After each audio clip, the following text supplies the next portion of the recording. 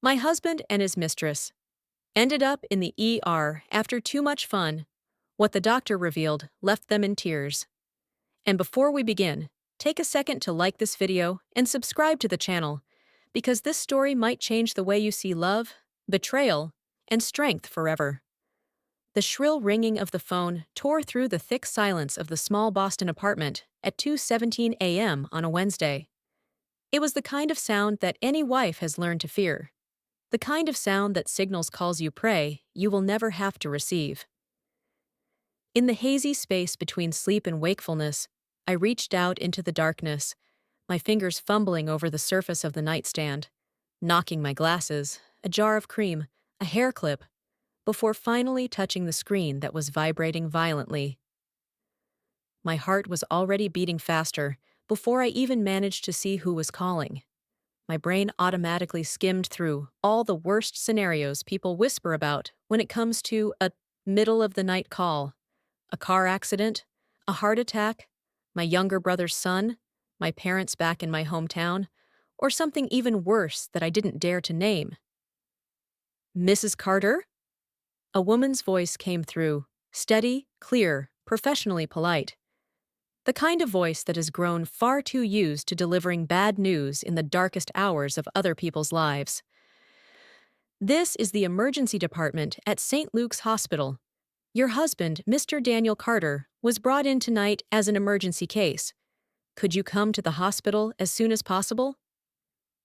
For a second, I thought I had misheard. The words, "your husband, an emergency case," refused to fit with the image of Daniel in my head. The gray suit, the bright smile, the glass of red wine in his hand, walking out the door at 7 p.m. for a late dinner with a prospective client. Something completely normal in his real estate brokerage career. Daniel was the kind of man who could come home late, but had never had to go to the emergency room. The call ended before I could ask anything else. The black screen reflected my face. Messy hair, eyes not fully open but already wide in panic. A part of me wanted to break down and cry. The rest of me switched to autopilot. I put on whatever I could grab. The jeans hastily folded over the chair, the gray sweater that still smelled of fabric softener, the sneakers that still had bits of salt and grit stuck to the soles from last week's snow. I almost forgot my wallet, forgot my car keys, then turned back and dug through the tote bag I always kept at the foot of the bed. Every movement was fast, decisive, but underneath it was a slow, smoldering panic beginning to rise. The elevator moved unbearably slowly, the kind of slow that only shows up when you are racing against fear. The 12th floor hallway was terrifyingly silent, just the low hum of the heater and the sickly green glow of the exit sign at the end of the hall. Each of my footsteps rang out sharply against the tile, as if the whole building was listening to my panic. Outside, Boston was swallowed in cold, damp darkness. The streetlights laid lonely yellow streaks across snow that had turned gray. I slid into the driver's seat, my hands shaking so badly I had to grip the steering wheel for a few seconds to steady myself. The clock on the dashboard flipped to 2:23 a.m. as I started the engine. The downtown streets at that hour were almost empty. A few taxis, a few delivery trucks.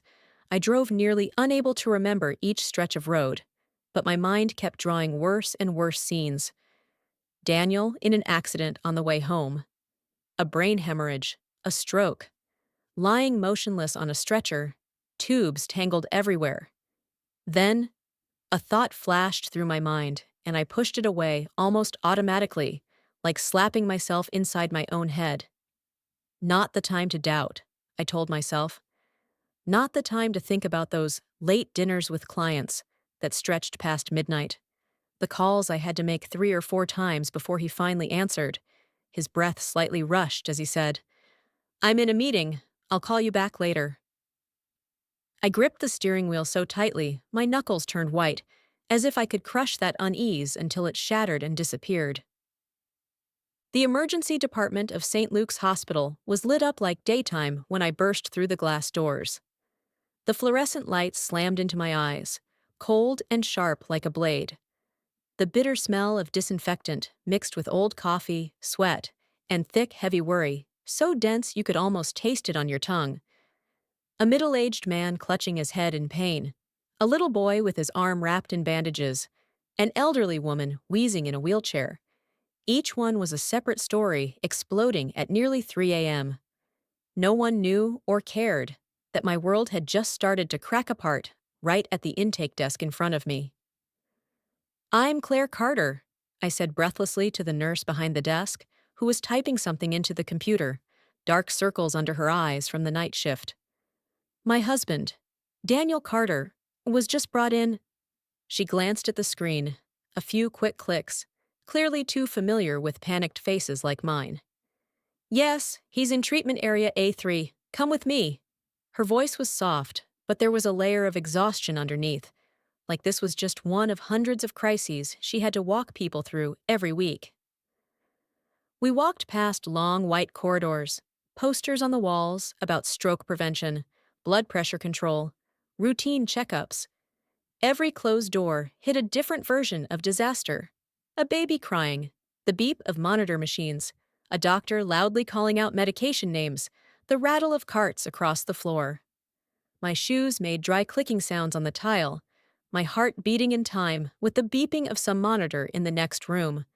The nurse said as we turned a corner, her voice still holding the same professional calm. "The doctor has done the necessary tests. Please stay calm, he's stabilizing." My heart lurched. I suddenly felt guilty about the times lately I'd snapped at him for coming home late. The text messages where I'd replied with a short, "Okay, up to you," and then flipped my phone face down. Those little things suddenly felt meaningless next to the image of him lying on a stretcher. His heart stopped. I didn't know that fear, the fear of losing my husband, was only the first layer. The layer underneath, the thing that was about to flip my entire life upside down. When we stepped into Area A3, everything suddenly shifted into slow motion. The sound felt muffled. The light turned harsher. I saw Daniel before I even registered the details around me. He was lying there, on an emergency stretcher, skin pale, hair soaked with sweat. His body covered in electrodes connected to a monitor, drawing jagged lines on the screen. He frowned in pain, his lips dry and cracked, an IV line stuck into the back of his hand. For a very brief moment, the wife in me wanted to rush over, grab his hand, hold him. But then my eyes caught the person sitting beside his bed, her makeup smeared by tears and sweat. Mascara streaked in a black line under her eyes. Her lipstick was only a faint outline at the edges, the center already worn away.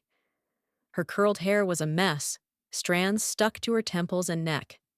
Her cream-colored blouse was wrinkled, the top buttons fastened in a hurry, and crooked, her neckline more open than it should have been for a normal work evening. Her tight pencil skirt had shifted, the hem twisted slightly to one side as if someone had pulled it in haste. She was holding Daniel's hand, holding it tight, like she was the one who had the right to do that. My throat went dry, not because of the disinfectant smell, not because of lack of sleep, but because I knew exactly who she was. Rachel Adams. The name flashed clearly in my mind, like a bright red neon sign. Daniel's close coworker, the girl who always laughed a little too long at his jokes at the company Christmas party. The one I'd seen standing closer to him than necessary in group photos on Facebook. Rachel, the woman I knew from his office year-end parties, from the stories he told about a smart employee, sharp, really understands clients. The one who, sometimes, when I caught the way she looked at Daniel from across the room, I'd felt a dull stab of pain, and then quickly scolded myself for being paranoid. And now she was here.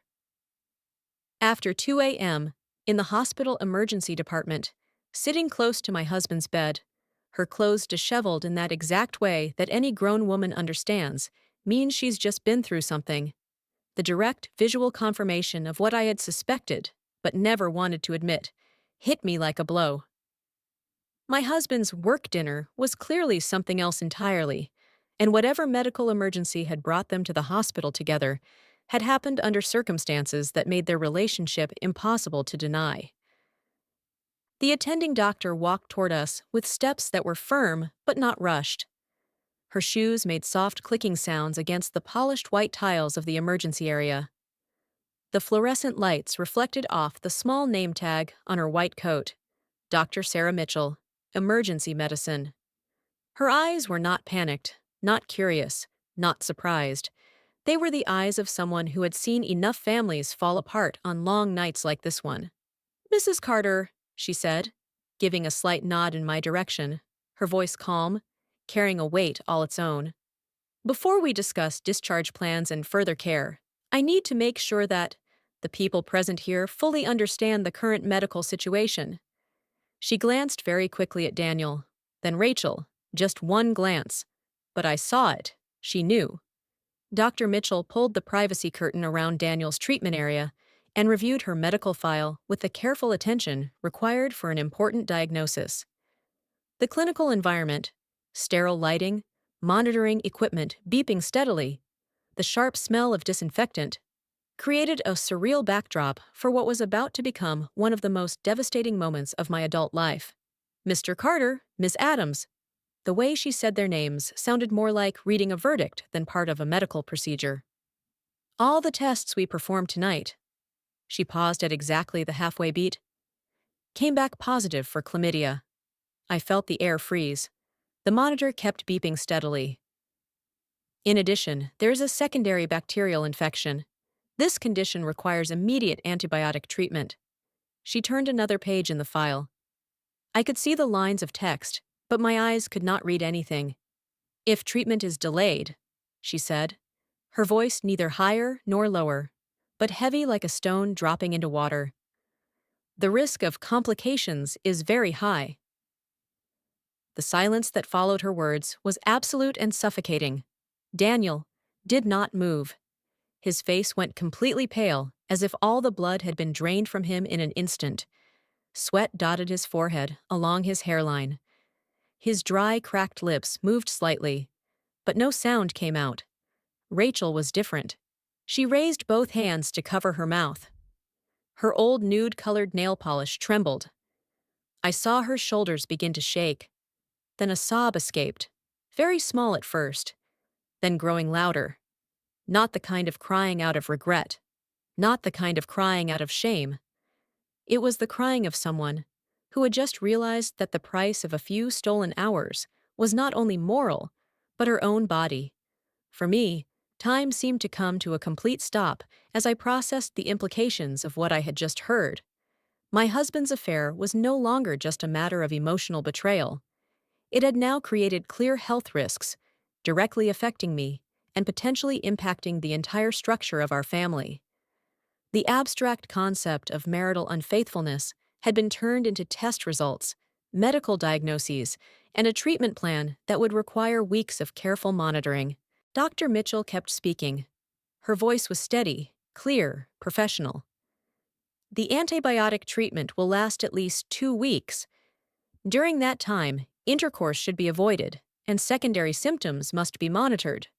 "Mrs. Carter," the doctor turned to me, her voice softening just slightly, "we also recommend that you get tested tonight, just to be safe." I nodded mechanically. Medical terms slid past my ears like rain hitting a glass window. I heard, but I wasn't really hearing anymore. A woman wearing a light brown blazer, her hair neatly tied in a bun, thin, silver-framed glasses. In her arms, she held a thick stack of papers, clipped together very carefully, stepped in, and broke the deadly silence. She smiled very lightly. "Sorry to disturb you," she said, her voice soft but very clear. "I just need to confirm some billing information with the family." She walked toward Daniel's bed. Her eyes flicked over him. Then Rachel. Then stopped on me. "Are you the card holder?" Before I could answer, Daniel spoke. His voice was hoarse, weak, but clear enough for me to hear. "Yes, she's my wife." Before I could react, the coordinator placed the stack of papers down on the stainless steel table beside the bed. The sound of paper hitting metal made a small clack, but in my ears it hit like a hammer. "We've processed the emergency deposit." The payment was made using your debit card. I blinked. Once, then twice. I thought I had misheard. Excuse me? My voice was dry. She flipped the first page toward me, tapping lightly with her index finger. Cardholder name: Claire Carter. Payment processed at 1:51 a.m., including emergency fees for Mr. Carter and accompanying patient. Accompanying patient. No need to name her. No need to explain. I looked down at the paper. Rows of numbers, transaction codes, timestamps, a line of black printed text, clear as day. I felt like someone had used my own wallet and slapped me across the face with it. I turned to Daniel. He didn't look at me. His eyes were fixed on the ceiling, as if the fluorescent light up there was more interesting than facing his wife. My bank account, the money I earned through my nonprofit management career, had been used to pay for medical treatment caused by his affair. The symbolism was brutal and exact. I was literally paying the price for my husband's betrayal, both financially and medically. This violation felt total and calculated, as if every part of our shared life had been used against me. I bent down and picked up Rachel's cashmere coat lying on the floor, the one I had given her last Christmas because she was invited to my family's party. I folded it neatly, placed it on the chair arm, and looked straight into her eyes for the first time since walking in. You know, Rachel, my voice was light as a whisper, this amount of money is enough to fund college tuition for 3 orphaned children. Now it's flowing into your veins. How does it feel knowing you're worth exactly the same as a scholarship for 3 poor kids? Rachel shrank in on herself, tears falling onto the back of her trembling hands. Daniel reached out to grab my hand, but I stepped back just enough that he touched only air. Don't touch me, I said, my voice sweet. You're sick. I turned and walked back out into the hallway. This time, no one dared to call my name. Standing in the sterile hospital corridor, gripping my sweater so tightly my knuckles ached, I went through a moment of absolute clarity, cutting through years of deliberate blindness and excuses. I have a client meeting tonight. This weekend I have to go to a conference. Tuesday, I'll be home late, difficult client. I can't pick up, it's loud here. Each memory lined up, neatly, like evidence in an interrogation room.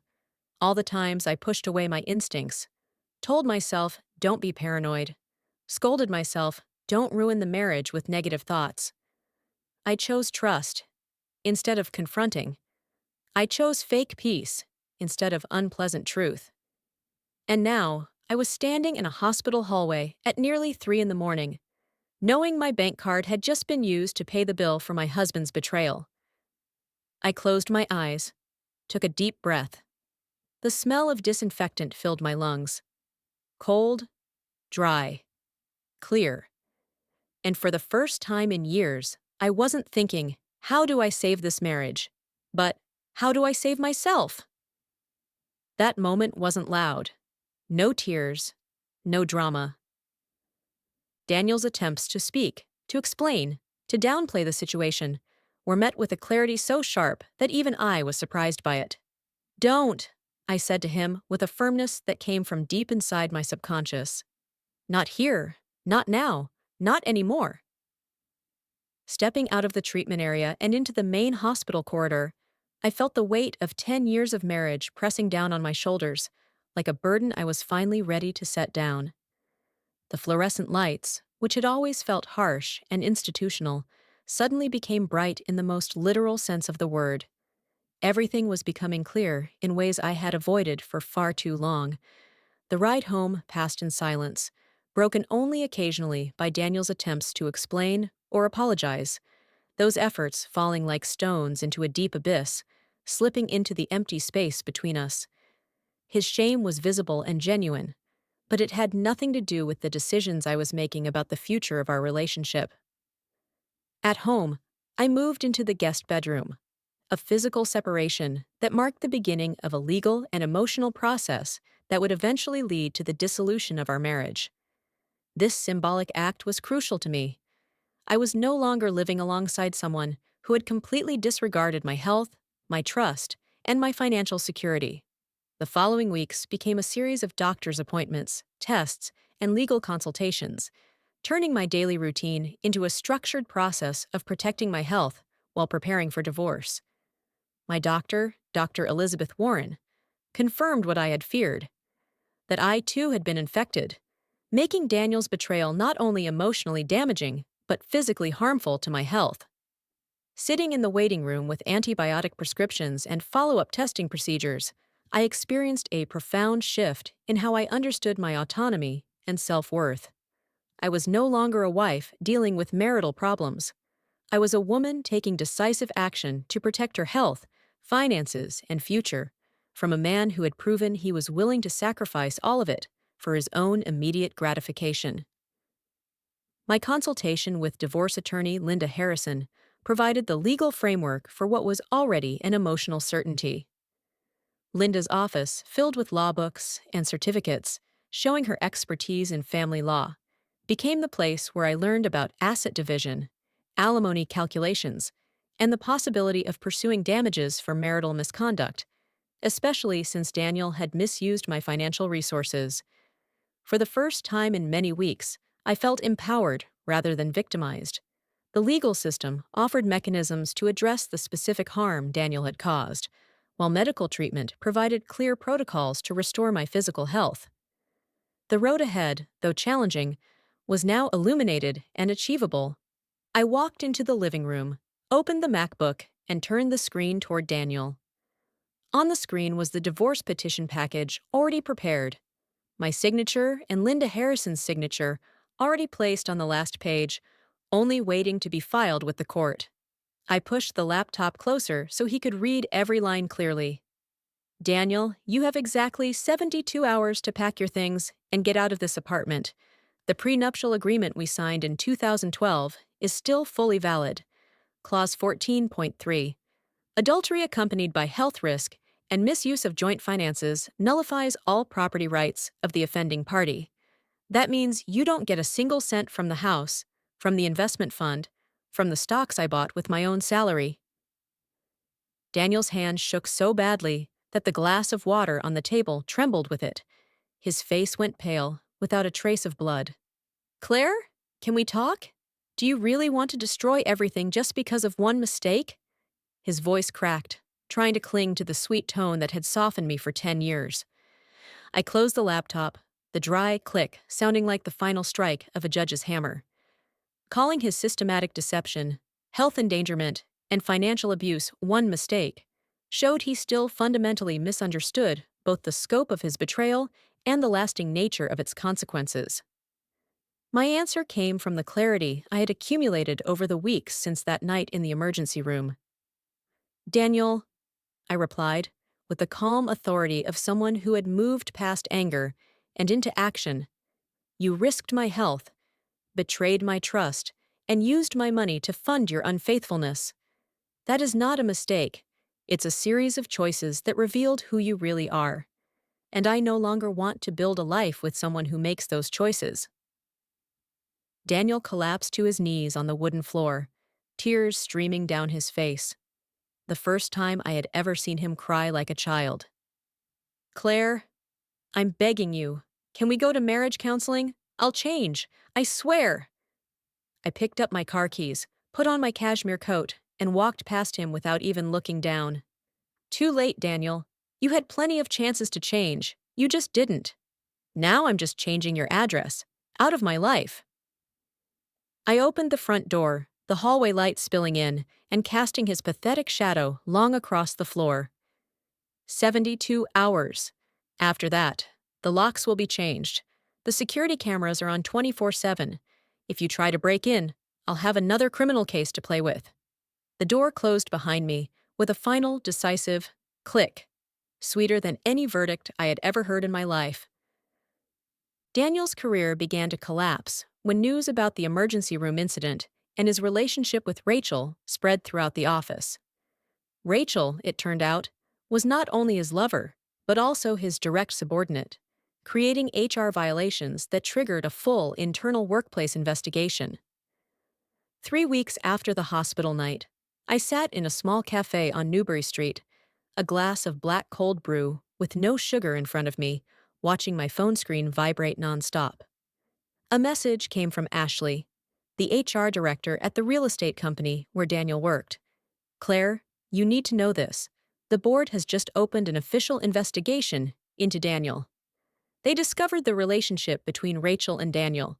It completely violated the sexual harassment and abuse of power policy. They also found company card hotel payment history, 11 times in 4 months, all during business hours. I took a sip of coffee, bitterness spreading across my tongue. Just 20 minutes later, an internal email was leaked into the company group chat. 187 recipients. A glaring red subject line. Notice of unpaid suspension. Daniel Carter. Effective immediately. The content was brief, cold like a scalpel. Sexual relationship with a subordinate employee. Misuse of company card for personal purposes. Creating legal risk and damage to company reputation. Internal and external investigations underway. All client communications for Mr. Carter to be reassigned immediately. I zoomed in on the screenshot and saw Daniel's name bolded, like a living obituary. At 3 p.m. that same day, Daniel video called. His face was sunken, stubble growing unevenly, a light gray hoodie, no trace left of the perfect man. Behind him was a 38-square-meter studio in South End he had hastily rented, bare walls, only a single bed, and a suitcase still unopened. Claire, I've been suspended indefinitely. His voice broke, no confidence left from the man who used to stand before hundreds of clients. They took all my email access, the company card, even my parking spot. I have nothing left. I let him talk without interrupting. I could clearly hear him crying. The crying of a 41-year-old man who had just realized that the world he built over 15 years could collapse with a single click. Daniel's once respected reputation had now become a burden the company could no longer carry. Rachel quietly left both the company and the city, her career and reputation destroyed by a relationship that had promised excitement but delivered only consequences. The gossip that followed her departure felt like a collective acknowledgement from the entire community that those actions had consequences far beyond the people directly involved. Friends and family showed up fully for me, revealing the real strength of relationships built on genuine care instead of obligation. My sister flew in from Chicago, bringing wine, practical advice, and an unconditional loyalty that had carried me through childhood and would now help me through the most challenging transition of my adult life. The book club I had neglected in the final months of my marriage welcomed me back with understanding and encouragement. Colleagues at the nonprofit organization where I worked made space for flexibility, allowing me to arrange medical appointments and legal meetings without damaging the career I had maintained throughout my marriage. These relationships, sustained by mutual respect and real affection, stood in complete contrast to the transactional dynamic my marriage had seemed to become. That contrast brought light and healing in ways that helped me understand what I wanted to prioritize in future relationships.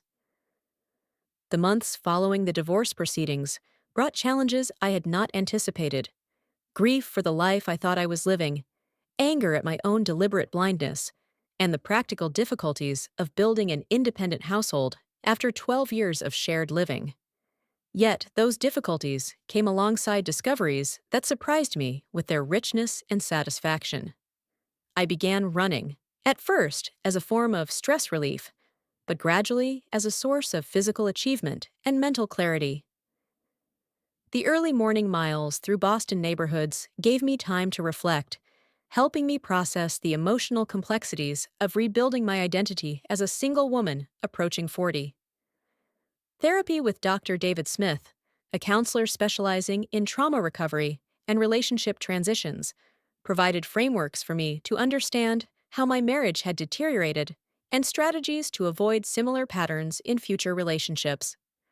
The process, though difficult, ultimately brought liberation, because it helped me recognize my own agency in creating the life I wanted instead of only reacting to circumstances created by others. My career at the Boston Children's Fund, which had been neglected somewhat during the divorce, was now revived as I poured all my energy into work that was meaningful and aligned with my values. The grant writing and program development skills I had honed over more than a decade in the nonprofit world suddenly felt far more valuable and impactful than they ever had when they were secondary to maintaining a turbulent marriage. The promotion to program director came with heavier responsibilities and financial autonomy, making me realize how much professional potential I had wasted in the name of keeping domestic peace. Peace that, in the end, had been nothing more than an illusion. The recognition from colleagues and the tangible impact our programs had on local families brought a kind of satisfaction that was genuine and lasting. The financial independence that came with career advancement also provided practical security, turning my divorce settlement into a foundation for growth rather than compensation for loss. I was building something new, not merely recovering from something broken. Living alone for the first time since graduating college uncovered interests and preferences that had been buried beneath the compromises of marriage. I discovered I liked cooking vegetarian meals, that I enjoyed documentaries Daniel always dismissed as boring, and that I had a talent for interior design that had previously been restrained by his traditional aesthetic preferences. The apartment I created for myself, filled with books, plants, and art, reflecting my personal taste instead of marital compromise, became a true sanctuary in a way no shared space ever had. The quiet of Sunday mornings, the freedom of planning without negotiation, and the absence of the tension that had been the background noise of my marriage created a peace I had forgotten was possible. Friends who visited all remarked that I looked different, more relaxed, more confident, more present in conversations. A personality once muted by the need to manage marital dysfunction was emerging again with a kind of energy and honesty that surprised even me. 1 year after the horrific night in the emergency room, I found myself reflecting on how crises can serve as catalysts for positive change if approached with courage and clarity. The betrayal that initially seemed to destroy my life was actually the exposure of a life that had already been damaged beyond repair. Daniel's actions forced me to face the truth about our relationship that I had deliberately avoided through willful blindness and misplaced loyalty. The scene in the emergency room, no matter how humiliating, provided undeniable evidence that made continuing to deceive myself impossible. The health crisis born from his infidelity became the foundation for a comprehensive approach to wellness that included not only medical treatment, but also therapy, exercise, and self-care that I had neglected for years by prioritizing marital stability over personal health. 18 months after we finalized the divorce, I learned through mutual acquaintances that Daniel's relationship with Rachel had ended badly, that his career never recovered from the professional scandal, and that he was facing financial difficulties that made paying spousal support increasingly burdensome. Although I felt no satisfaction in his ongoing struggles, this information confirmed that his choices, prioritizing immediate gratification over long-term stability, had led to natural consequences that extended far beyond their impact on our marriage. His pattern of poor judgment was clearly consistent and ongoing. Meanwhile, my life had settled into routines and relationships that brought real satisfaction and lasting joy. The book club became a source of intellectual stimulation and friendship. Running evolved into participating in charity races that combined physical training with fundraising for causes I cared about. My work continued to provide financial security and a genuine sense of purpose and value.